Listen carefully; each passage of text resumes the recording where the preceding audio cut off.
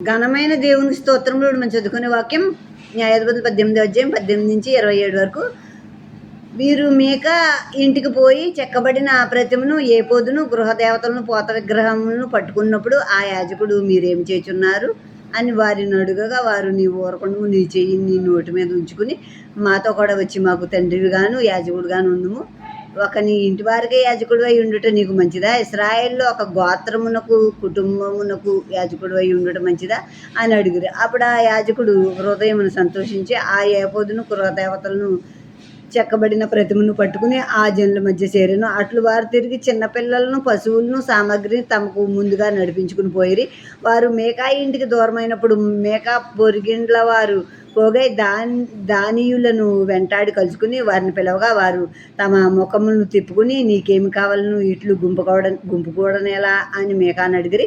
అందుకతడు, నేను చేయించిన నా దేవతలు నేను ప్రతిష్ఠించిన యాజకుని మీరు పట్టుకుని పోచున్నారే, ఇక నా యొద్ద ఏమున్నది, నీకేమి కావాలేననుచున్నారే అదేమన్నమాట అనగా, దానియేలు నీ స్వరం మాలోనేమనికి వినబడ నీకుము, వారు ఆగ్రహపడి నీ మీద పడుదురేమో, అప్పుడు నీవు నీ ప్రాణమును నీ ఇంటి వారి ప్రాణమును పోగొట్టుకుందు అని అతనితో చెప్పి తమ త్రోవను వెళ్ళిరి. వారు తనకంటే బలవంతులని మేక గ్రహించిన వాడే తిరిగి తన ఇంటికి వెళ్ళిపోయాను.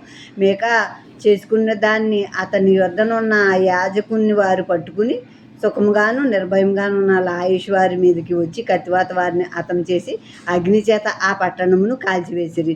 ఇక్కడ ఏపోదు అని మేక ఇంట్లో ఈ దానియేలు పట్టుకెళ్ళిపోతుంటే యాజకుడు అడిగాడు, ఎందుకంటే నువ్వు ఒక ఇంటికే యాజకుడిగా ఉంటే మంచిదా, ఒక గోత్రానికి మంచిదా, నువ్వు కూడా మాతో వచ్చాయి అన్నప్పుడు అతడు సంతోషించి వాళ్ళతో వెళ్ళిపోయాడు. ఆ యాజకుడు మేక ఇరుగు పొరుగు ఇండ్ల వాళ్ళు మేక అందరూ వాళ్ళ వెనకాల వెళ్తూ పిలుస్తున్నప్పుడు ఎందుకు మమ్మల్ని గుంపుగా వచ్చి పిలుస్తున్నారని ఈ దానియేలు మేకతో ఉన్న వాళ్ళని అడిగినప్పుడు, నీవు మా దగ్గర ఉన్నాయన్నీ పట్టుకెళ్ళిపోతున్నావు, ఇక నువ్వు ఎందుకో ఇచ్చి మమ్మల్ని పిలుస్తున్నావు అంటున్నావు, అదేం మాట, మా ఇక ఇంకేమున్నాయి, నువ్వు అన్నీ పట్టుకెళ్ళిపోతున్నావు కదా అని మేక అన్నప్పుడు, నీవు నోరు మూసుకుని ఇంక ఇంటికి వెళ్ళిపో, ఇంక మాట్లాడితే నీ ప్రాణానికి నీ ఇంటి వారి ప్రాణానికి ముప్పు వచ్చేద్ది మా వల్ల అని వాళ్ళు బెదిరించినప్పుడు, వాళ్ళు దానియులు ఎక్కువ మంది ఉన్నారు, బలం కలిగి ఉన్నారని భయపడి మేక తన ఇంటికి తను వెళ్ళిపోయాడు. ఇప్పుడు ఈ దానియులు వీళ్ళు దాను గోత్రం వాళ్ళు, ఈ దాను గోత్రం వాళ్ళు అందరూ వెళ్ళి ఆ లాయిష్ మీద పడి సుఖంగా నిర్భయంగా ఉన్న ఆ లాయిష్ పట్టణస్తుల్ని హతం చేసి కత్తి చేత ఆ పట్టణాన్ని కాల్చేశారు.